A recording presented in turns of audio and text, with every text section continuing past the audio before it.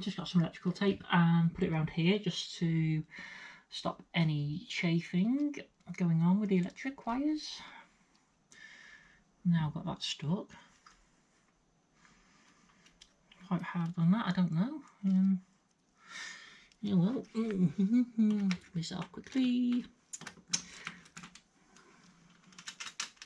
Oh my gosh, oh my gosh, oh my gosh, gosh. Now, the big question is that in the right place?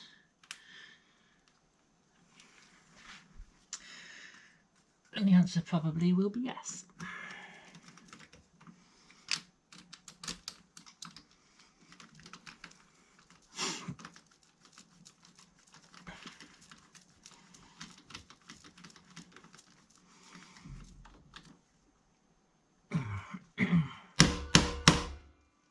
Drop the good one.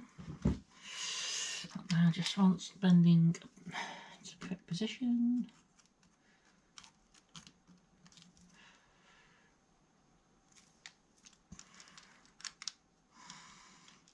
And yeah, I could probably do a bit more tape on it, so I'm going to pop a bit more tape on that. So that's now in there to stop that rubbing. The next job to do is to pull these wires out from here.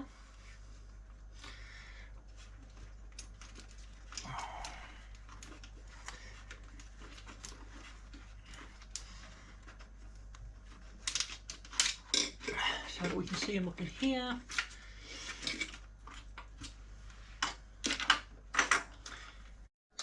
Right, so one problem that has been ongoing is the wiring. It's all meant to be a loom that fits and is correct for this bike. First problem we have is this connector here is a female connector, which is the same as connector here, which was originally put on the loom when I bought it new. The problem I do have is, if you listen carefully, I don't know if you can see it or not, but this is an auto reset fuse, and if you listen carefully, when I turn the ignition on,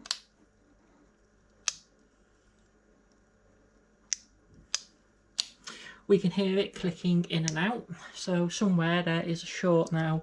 I've disconnected all the wires. I've disconnected them in sequence.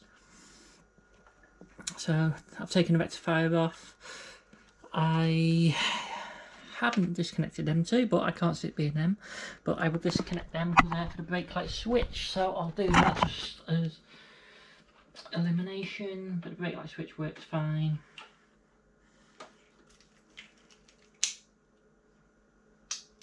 And it still shuts out. So I'll reconnect the brake light switch.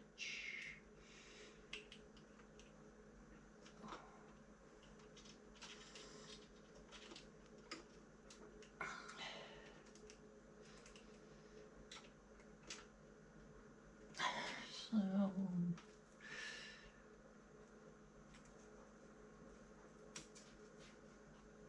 that should be fine. Disconnected out. What I'm gonna do now, because what I don't understand is it's got this jumper wire here, and I don't know why that's there.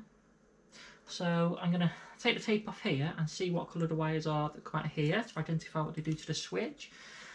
Disconnect that and see what happens. So I'm going to take that out first because I really don't know what that does. So just a case of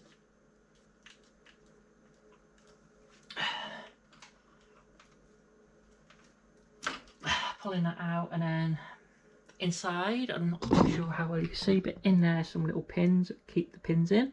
So I'm going to push them down and pull one of the wires out and see what happens. Okay, so we can probably see better there now. The don't know, can we see better? The little tab that holds it in place. So taking that off.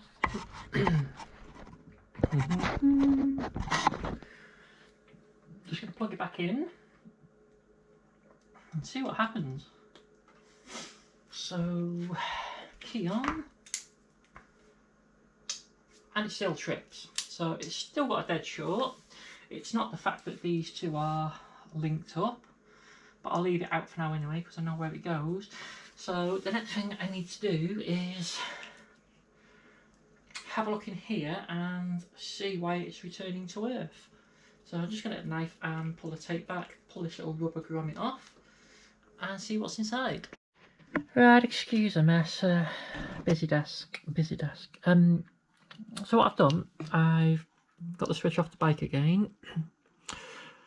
I think the switch is the thing that's at fault, to be honest. I don't get the logic in it.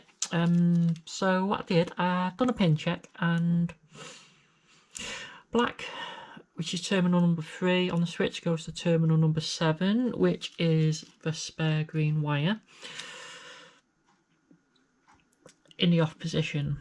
In position 1, then 5 goes to 6, and 5 is live, 6 is earth, or the black wire, which explains why it trips straight out, because it shouldn't be doing that. In position 2, we have 4 to 2, 5 to 6, and 5 to 1. Now, what that's doing is that is giving the live and the earth, and number 1, which is for the headlights. So the live to number 5 is live coming in off the bike. So if we have power coming in, power should then go out of number 6 to the brake light switch and the horn, and it should then go out of number 1 to the headlights and the tail light.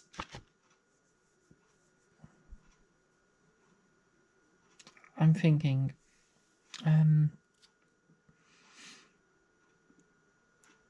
4 to 2 is also active in position 2, and I need to see what a 4 to 2 do, because 4 to 2 is yellow for the stator and 2 is brown and red. So we need to go see where them wires go to now. Oh dear, what a day. So we made some progress.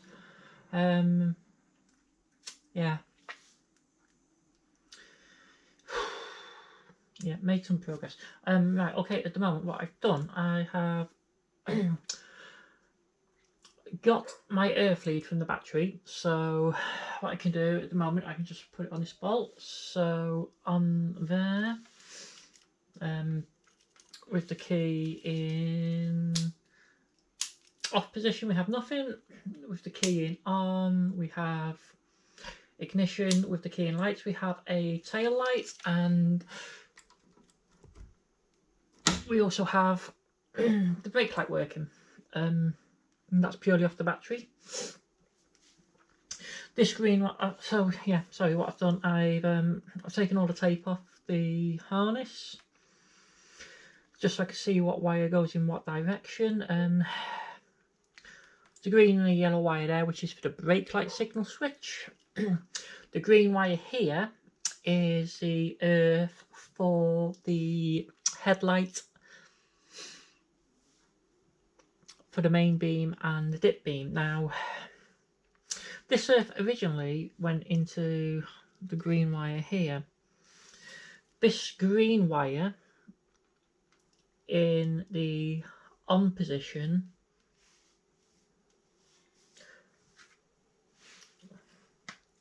doesn't really do anything.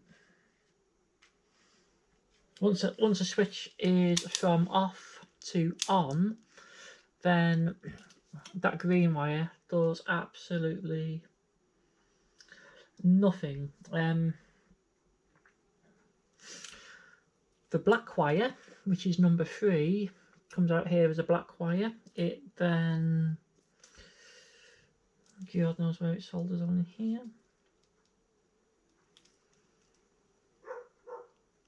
Have no idea where that goes, because oh yep, there it is. So yeah, the black wire goes to the little terminal, what you can see just in there between the red and white and the brown. That black wire, when the ignition is off, earths to this green wire. The black wire is what earths the ignition coil. Now, the problem is the ignition coil was earthing through the headlight bulb to stop it. Whether that's good or bad, I don't know. And then I'm not sure how the headlight was actually working off of the stator direct because when the switch was in the run position, there was no earth for the headlight. That might explain why it kept blowing the bulb so much. Because it was running through like the AC, maybe, I don't know. I really don't know how it is running properly without the earth connected. So what I can do now is, if I take my earth and just the earth from the battery, I'll just pop it in here for the earth for the headlight. And then, because the headlight is powered off of the yellow wire, and the yellow wire is here off of the stator, then what I can do is put the headlight 2 on, and then I can use my jumper wire to work the headlight. So the yellow and the brown is the headlight on the switch contacts. So I should be able to then connect here, and it works because that's the yellow that's going to power it from the stator. Then the green wire in the loom goes to the white wire on the stator. The black wire in the loom goes to the black and white wire on the stator, and the yellow wire will go to the yellow wire. The the gear neutral switch isn't working at the minute. It's got the wire here, but the loom I have been supplied with doesn't have a wire for that to actually light up on the dashboard. So all I can say is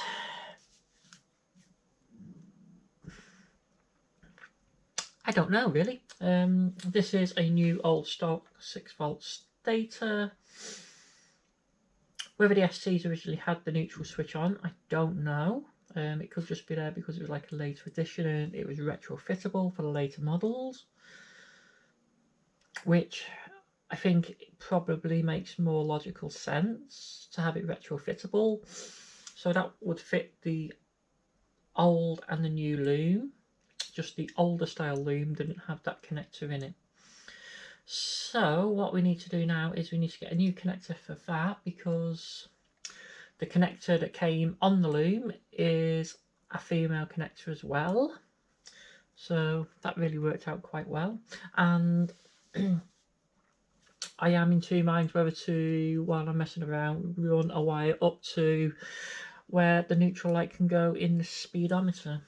So I probably will do that just as I've got this far of it now, and I can tape it up and it'll be done. But I'm pleased that I can now earth this. I can run the battery to the earth. The only thing is, when the frame is earthed,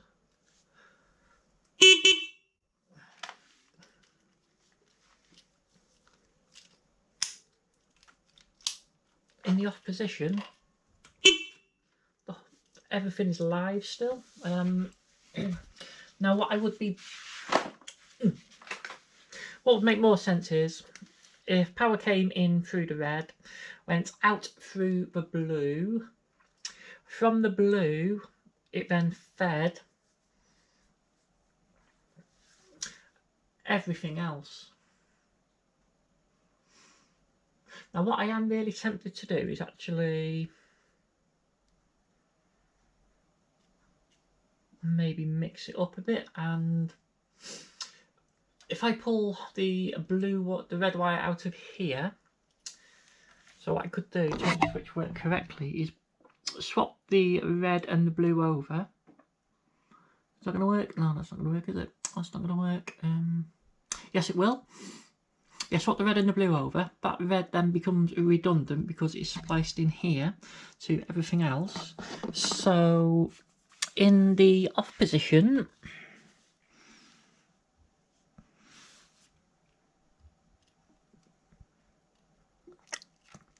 it will turn all the power off.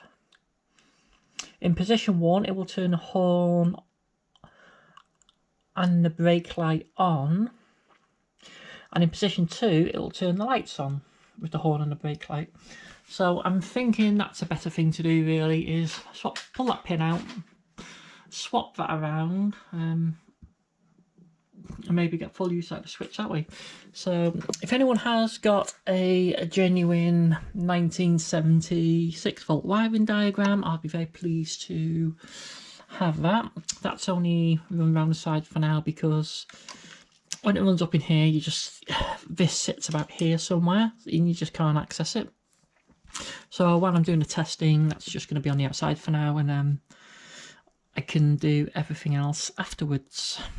So yeah, it's slow progress. The problem is now, I haven't spoken to Shire Bikes about this, but I got all this stuff from Shire Bikes for the electrics in terms of the switch, the wiring loom, the stator, the battery, the brake light switches, etc. came from them. So I spoke to them, I told them what bike I had, I asked them on their opinion, for what I needed for the era bike it was, and they've supplied me with the switch to match the wiring loom, to match the stator. Now, originally, yes, we know it possibly had the wrong stator on it. Now, yeah, the switch fits. The yellow goes to the yellow, the red goes to the red, the blue goes to the red and white, the brown goes to the brown, the black goes to the black, and the brown and red goes to brown and yellow. So there's clearly a problem there with the blue and the red and white tracer on it. The red and white tracer is what should be powering, in my opinion, the red wire here. Because you don't need the horn working if you're not riding it. You don't need the lights working if you're not riding it, because the ignition won't be on. And it might be easy just to pull all the tape off and start again. I don't know. So yeah, next thing to do is we're gonna swap out the carb, put the tank back in, get some male spade connectors to go in here for now. We can chop these bullets off and solder them on there, or just make up male to male jumper wires, but I'll probably do male to male with the connector just to connect the two females together, and then tape all that up for now. Try and get a matching male and female connector, but this should have been plug and play. It should really have been plug and play, and for whatever reason the switch has got different coloured wires to the wiring harness. The wiring harness doesn't fit it properly. The wires could do with being a bit longer as well, just to make things that much more easier. It's given me a massive headache. It's taken so much of my time to work out, why. Because I don't have a wiring diagram to base it off. I'm looking at it thinking, why does live go straight to earth? Why is live wired directly straight into everything else? Live should be live. It goes to the switch then powers everything else. If it had a timer relay on it, like a radio in a car, so you turn the ignition on, the timer relay kicks in, turn the ignition off, the radio still works. Brilliant, But this doesn't, it's basic. It's so basic. And they've just got it so wrong. So wrong. It's unreal. And You know, it'd be nice if somebody, you know, from Shire Bikes would get in touch and, you know, explain what's going on, because you tell people that, you know, try to give the impression that they're really good at their job, what you want, what you're trying to achieve, and they send you a massive headache. A massive headache. And it's made some situations dangerous. That front light, you know, the front light is blown umpteen bulbs. The rear light is still on the same bulb. You know, they're both running. They've both been running off the same wire. The yellow and the green, you know, off the same winding on the stator. And the only difference is the front headlight is earthed via the switch and had no earth when the engine was running. It was only earthed when the engine was off and the ignition was off. Is that why my bulbs kept blowing? Did I not need a new battery? Is that why my horn didn't work?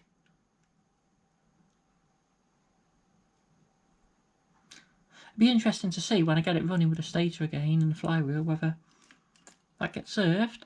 I can run without the battery and the horn works. But I'll keep you posted on that one. So if you want to see more, if you can please give us a like and subscribe, and we'll see you again. Thanks for watching.